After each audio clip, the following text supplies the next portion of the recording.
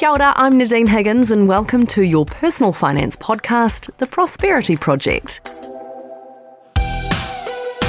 I am on a mission to empower you financially.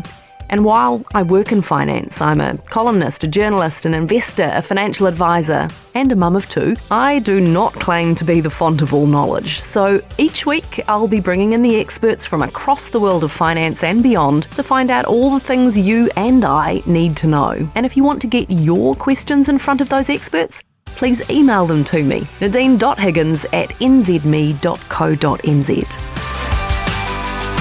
The rising cost of living has led to lots of ideas about how you can cut some more out of your budget. But once you have cut it to the quick, what you really need is more income. Tracy Hemingway, aka the Debt Free Diva, is the queen of the side hustle. She has hustled her way out of $94,000 in debt in just 3 years. And then a year after that, she bought her first home. So if there is anyone qualified to give us the ins and outs of side hustling, it is you, Tracy. Welcome to the Prosperity Project. Thank you. I'm really excited to be here. We're excited to have you. Obviously, we're going to talk about the ins and outs of side hustling, but it all begins with your backstory. And the beginning of that was this whopping great debt. Can you take us back to how you ended up in that position? Yes. Yeah. So I opened my first company when I was 18. Wow. I had no idea what I was doing. I had an opportunity. So grabbed it by the horns. Off I went, jumped straight into it. It wasn't a business model that made a lot of money at the time, but I just spent well out of my means, really. So I kept keeping up with the Joneses and buying this, buying that. So I'm not ashamed to admit that I definitely lived well beyond my budget at the time. Then 6 years after owning the business, so I was 24, I ended up with a tumor in my throat. So I was really sick. And I kind of had to take a step back and analyze what I was doing, what I wanted to do with my life. And then that's when I realized I was actually $94,000 in debt. And it wasn't until I sat down and kind of wrote it all out that I actually realized how bad it was. So I literally was on the brink of bankruptcy. I stared down the barrel. I had the meetings. I was ready to go, but decided not to. So decided to pay it all back. What kind of business was it? So it was a child sports kind of business. And so tell me about that come to Jesus moment where it was either bankruptcy or we dig our way out. What tipped the balance? So it was actually, which I just would like to pre-front all the comments. I'm aware that this is not 100% true, but you can only go off the information that you have at the time. So I sat down with the insolvency officer person and we were going through, so when you go bankrupt, they're called official assignees and they kind of give you a budget or living costs of what you can live on. And the one thing that she said to me was I couldn't have my dog because it was seen as a luxury item, so it couldn't be in the budget. And that's when I was like, I'm out of here.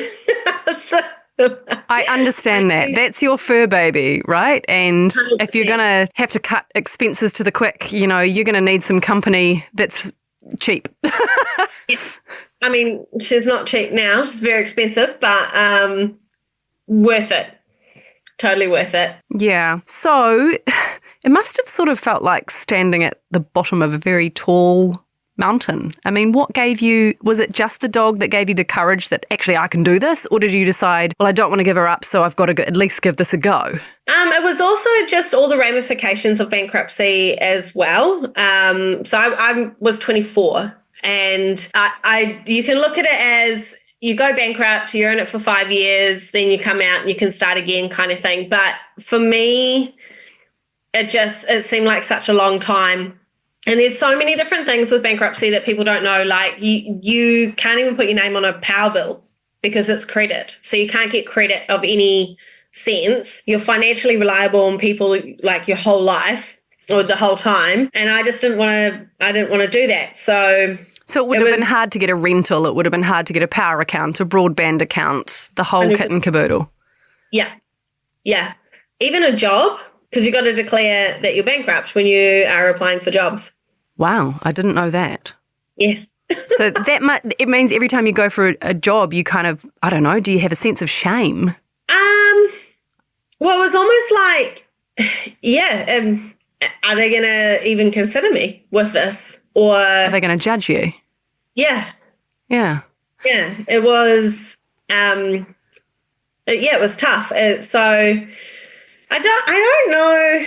I certainly didn't think I was going to pay it off as quickly as I did. I know that for sure. I don't really know what the moment was that made me go, yeah, I can tackle all of this. But in my mind, I was kind of like, well, if I can pay that small thing off, it'll be better. Because it was spread across 11 loans and credit cards. So it was one of those, okay, well, if I can tackle that, it'll be better. And then what about this? And then it'll be better. So you almost get into that snowball effect. You get some momentum. Yeah. Let's talk about the process then, because I guess when you're in debt, the common advice is, all right, what can you cut out of your budget? How hard out did you go with cutting things? It was pretty extreme. I recently actually got called out of touch with reality, but I was living my own reality. So, but I moved into a flat. So I was renting a room, all expenses included, for $135 a week. I cut my groceries. Now, bearing in mind, this was like 2017. Yeah, so we're backing out a little bit of the recent food price inflation. Yeah. Got it. Yes. So I was living off $40 a week for groceries. I literally just cut everything I could. I didn't go to a gym. I went to, I joined like a dance class, which was $30 a year, and you can go once a week kind of thing in those kind of situations. So I did cut quite exorbitantly backwards. And what about selling stuff? Because that's often the other advice is, what do you got laying around that's not nailed down that you can exchange for cash? The first credit card that I paid off was from selling everything out of my house. Everything? Well, not everything, but like, because I was moving into a flat with just one room. So it was, first of all, I didn't want to move a lot of stuff because, moving that house sucks. So I was just selling, and I managed to pay off a whole credit card doing that. So get 100%. Some quick wins on the board. So then we get to the side hustles. Can you tell us the long laundry list of things that you tried? I actually need to write this down one day, but there has been so many. So when I first started the debt-free journey, so I went and got myself a full-time job at the time, which had a commission component to it. So that's where a bulk of the money came from. But it almost got into my brain, like, if I'm not working, because it was only 7:30 to 4, so I've got all these other hours in a day, how can I make that happen? So the very first thing that I did, so it was around Christmas time, so I got myself a Saturday job wrapping gifts in the weekend. Mm-hmm. I was cleaning offices at night. So people would leave their commercial buildings. So from 6 to midnight sometimes, I'd be cleaning those. There was one other. I was doing 4 jobs straight off the bat. When were you sleeping? Yeah, look, it's probably where the out of touch of reality comment comes in, because I'm not saying it was easy. But I was sleeping maybe 5-6 hours a night, which is not that ideal. However, for a short burst, it was fine. It was fine. And as I kind of got on the side hustle journey and kept going, like, I've done everything. Uber Eats driving, I've done lime scooter juicing, where you charge the scooters overnight, pamphlet delivery, mystery shopping, babysitting, that was my worst, pet sitting, dog walking, just anything. I've been to the rugby games where you hand out buffers and all sorts, like anything I could pick up, I was just picking up. Were there any that you considered and rejected, being like, okay, I'll do almost anything, but not that? At the beginning, no, because I was like, $1's $1 kind of thing. Even if it was a small amount, because I guess, your time's worth something and you do have to sleep at some point. So was there any kind of calculation as to the return you needed to generate for your effort, or money maybe you had to put into any of the side hustles? No. if I have to be honest. It was like, it was, especially at the beginning, a dollar was a dollar. There was a couple of side hustles, like pamphlet or newspaper delivering at the time. I think I worked out was only $8 an hour or whatever. So as I got through the journey and towards the end, I definitely wouldn't do that again. But yeah, when I was in that mindset, it was literally like, I've got to drive this down. Because at the beginning, I was barely making payments.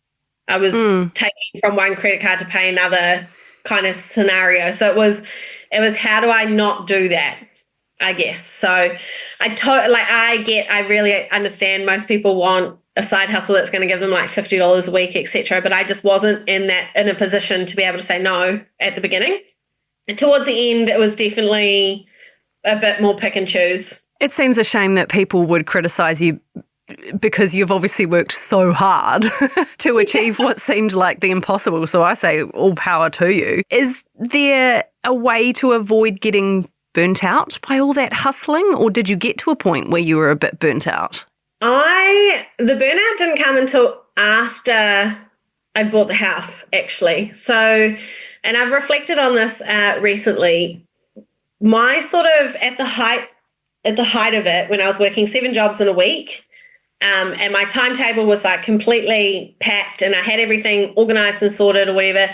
That's kind of when I was at my most productive, because I had hours set aside for sleeping. I had hours set aside for dancing and self-care, as well as the side hustling. So I felt like I was getting ahead. So mental state was great, but I was also feeling like I had a good balance. And then I kind of, you get to this point where I don't know, I'd stripped a lot of it away, and the burnout didn't really hit until I'd bought the house. Well, that's after 4 years of hustling pretty hard though, right? So maybe that was it. Potentially. But yeah, the other thing I say to people with side hustling is, because I still side hustle now. I mean, I run a successful business, but I still look after dogs on my weekend. But it's kind of a feel good for me more than anything. But it helps just thinking that you're still working on your goals, but looking after yourself at the same time. So, well, I wanted to ask you about that. Is there a particular mindset or personality type that you think you need as a side hustler? Like, obviously, you've got a phenomenal work ethic, but do you think it's just innate in you that you're driven? Yes, yeah. My mum and I joke about this actually, because I got my first job when I was 11, and then when I was delivering newspapers, I would deliver on a Tuesday morning before school and a Friday afternoon after school. And I was earning $8.34 a week. I'm very proud of that. And then 3 months later, I figured out that if I got a weekend pamphlet round, I can double that. So I've literally been like side hustling since I was 11 years old. Yeah, okay. So it speaks a lot to your personality type. Yeah. I look back at my childhood years of delivering newspapers not so fondly. I hated it. But you obviously were looking at the return. For those who are maybe wanting or are desperate for a little bit of extra income, how do you avoid getting sucked in to perhaps the multi-level marketing schemes that look so promising on the outside? You could own a Mercedes and just work for yourself, and then you figure out that you're far down the pecking order for that to be you. I don't know whether you've got any thoughts on how to avoid getting sucked into those who kind of exploit the desperate. Yeah. A lot of research. So I was a prime target for multi-level marketers. Yeah, you get the, hey, hun. We haven't spoken since high school, but. So it's doing a lot of research and sniffing out those was a big part of what I did when I was selecting side hustles. So now, for example, Uber Eats delivery. At the time, it was my highest paying side hustle over a year because it was so consistent. Petrol was really cheap. I was driving a Suzuki Swift. The return on investment was really good. Now, I wouldn't make as much money from it because petrol, car, etc., etc. So it is, I guess it's doing those calculations and just doing your research. really. So there were ones like the newspaper delivery, for example. I knew that it was only $8 an hour, etc. But I also wasn't fronting up any costs. So it was like, okay, I can do this $8 an hour thing. I'm not going to do it forever, but it's going to help me towards paying off this card or this goal or whatever. So what do you think the most successful side hustles kind of all have in common? Is it a low cost base? Is it not too time consuming? Is it doing it at your leisure or something else? My most successful in terms of dollar figures was Uber Eats driving. I do want to pre-front this and say it was all pre-2019, 2020. So I understand there's so many online things that you could do now that would earn more money. But back then, in terms of dollar return, now the reason it was so successful was because I could turn the app on and off at any time. So I literally, I would be on a Sunday folding my laundry and doing whatever mundane Sunday tasks you had to do. And then ding, ding, off I go, do a delivery. So I could just have it on. And that's what made it the most successful because it was consistent. Yeah, the digital economy, I think, opens up a world of opportunities when it comes to side hustling. Look, there's so much more to talk to you about, some of the pitfalls and also what you did once you got debt free. But we need to take a quick break. We will be right back after this.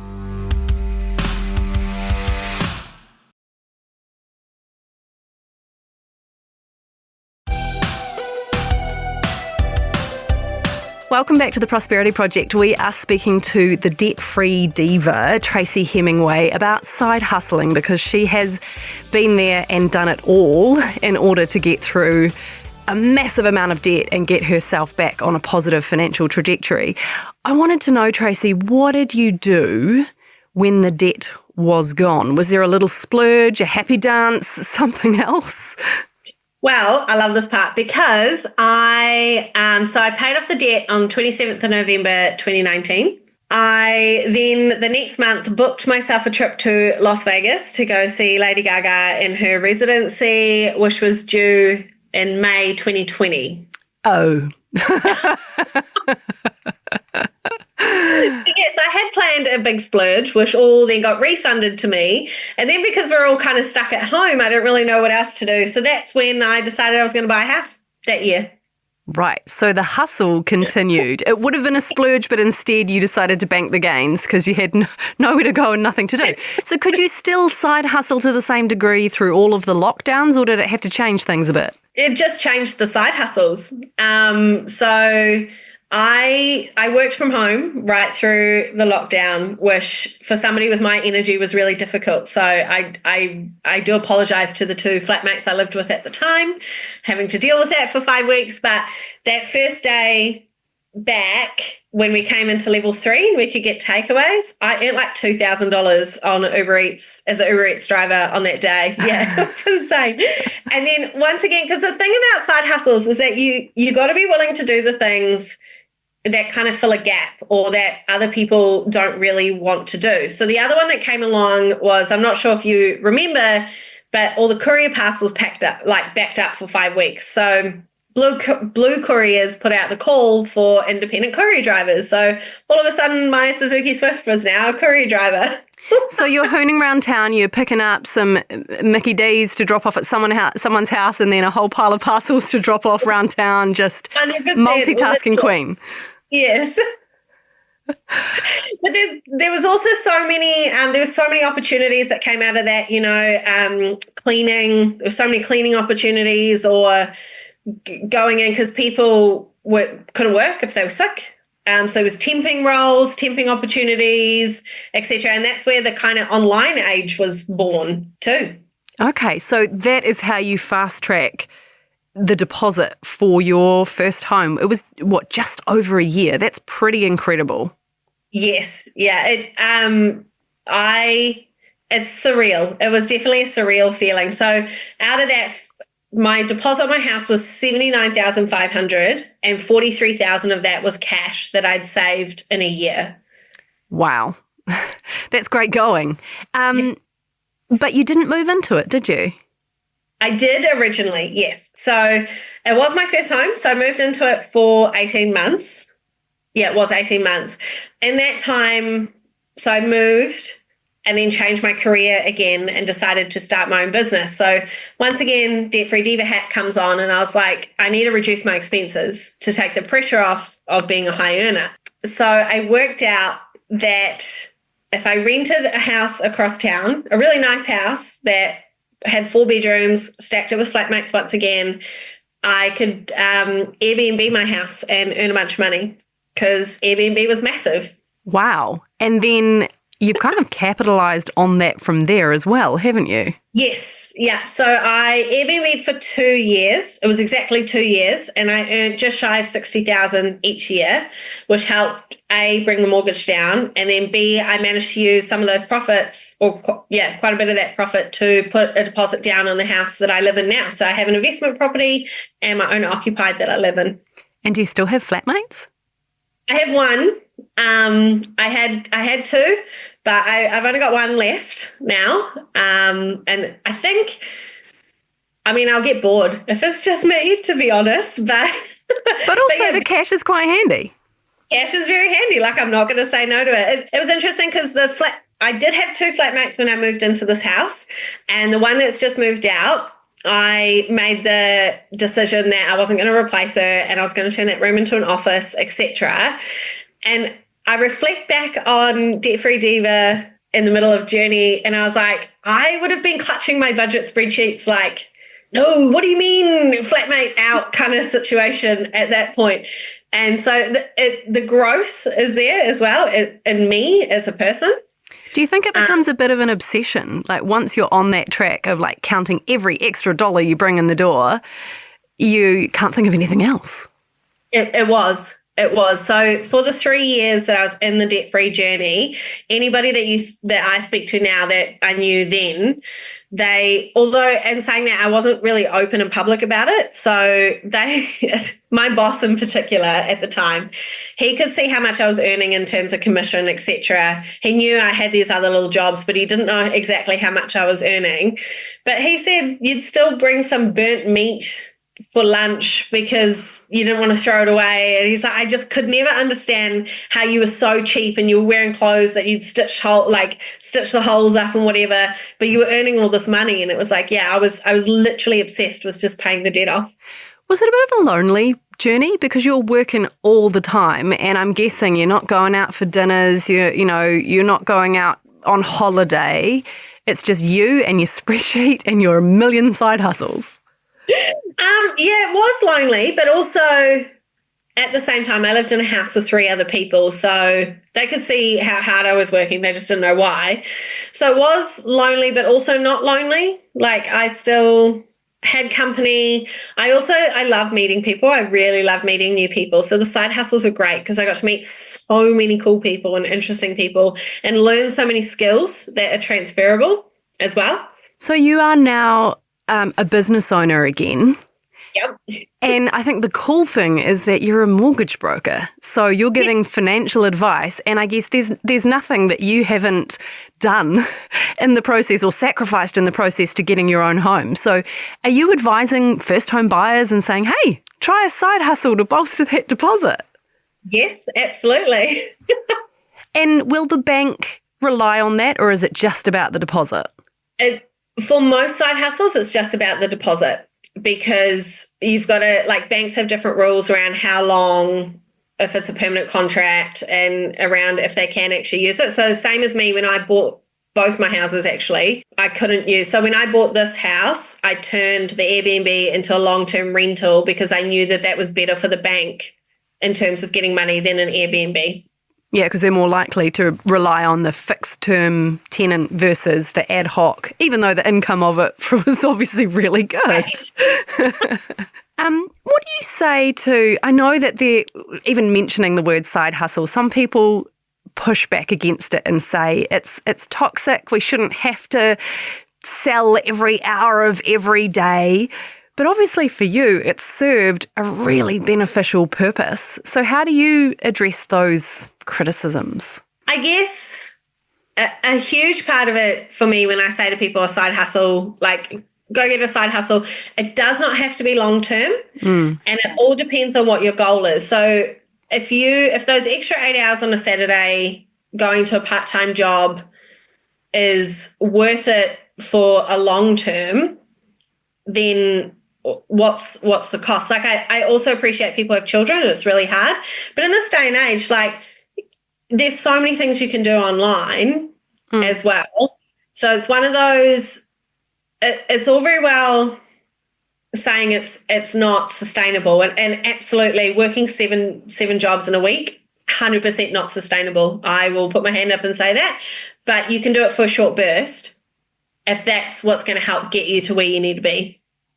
For sure. And look, I know a guy who had 3 children, and on his way home from work, he'd turn on the Uber app and pick up some rides. And so it was one of the things that he could squeeze in there just to get him over that threshold, to get a deposit, to get in his first home. And then he stopped doing it because, maybe not forever. I had a guy at the house before this.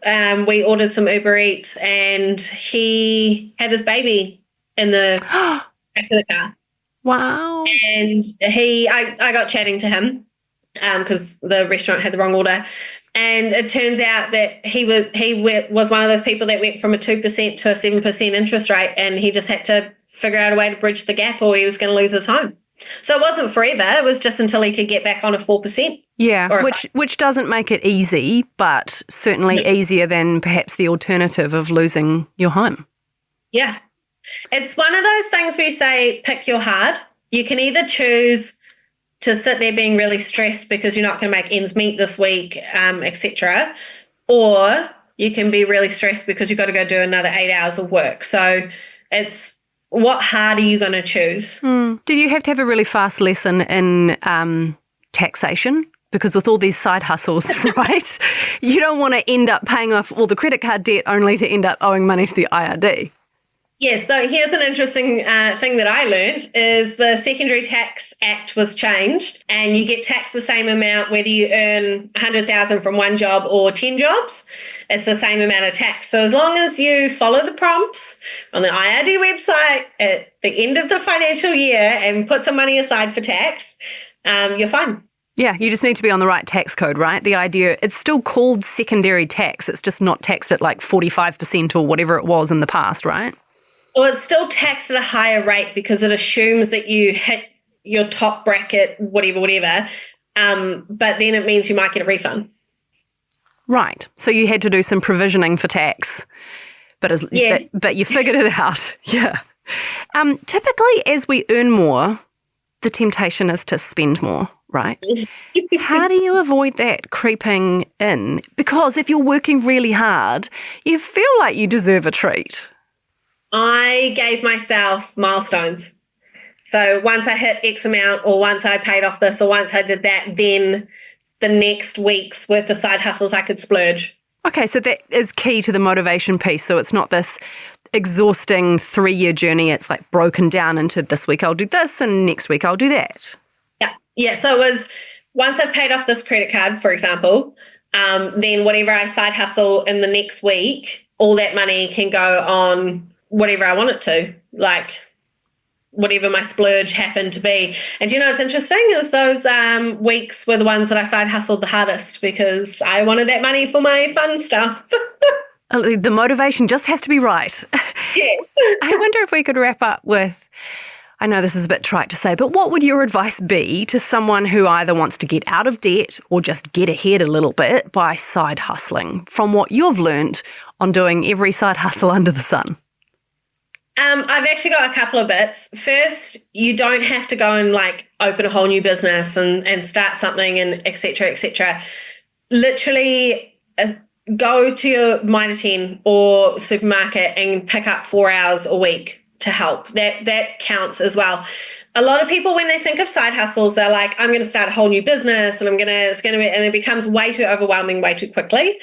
Find something that nobody else wants to do and just go and do that for a few hours a week. Yeah, and actually while you're down at Mitre 10, they usually have one of those job boards of, people looking for, I need a handyman, I need a dog walker, I need something else. So that could also be a way to find it. 100%. And loads of websites these days too that you can find online work. You said at the beginning, Tracy, that one of your motivations for deciding to dig your way out was your dog. What happened to said furry friend? Said furry friend is asleep in her very fluffy bed next to me right now. So she's 12 now with a very expensive heart condition that requires medication, but she is still here, still trucking along. Oh, that's precious. Worth every cent. Worth every cent. We call her the $100,000 dog because when you add interest, that's how much I paid back just to keep her. She acts like it too, to be fair. Tracy, you're an absolute inspiration. Ignore those haters that say you're out of touch because I think you're fantastic. Thanks so much for sharing your knowledge about side hustles. You're so welcome. Thank you for having me. Thanks for listening to The Prosperity Project. You can follow this podcast on iHeartRadio or wherever you get your podcasts, and please do chuck us a rating or a review while you're there. For more personal finance and business content, head to nzherald.co.nz. And please do feel free to get in touch with your questions and your stories, nadine.higgins@nzme.co.nz. A reminder though that this podcast is informational only and nothing we say here should be considered personalised financial advice. But also remember that while listening to this podcast is hopefully going to be additive to your financial knowledge, and that is fantastic, knowing stuff doesn't create change. Doing stuff does. So what action are you going to take today to make your life more prosperous? My producer for this episode is Ethan Sills. Sound engineer is Richard Martin. I'm Nadine Higgins. Thanks for listening to The Prosperity Project. Brought to you by moneyfit.me.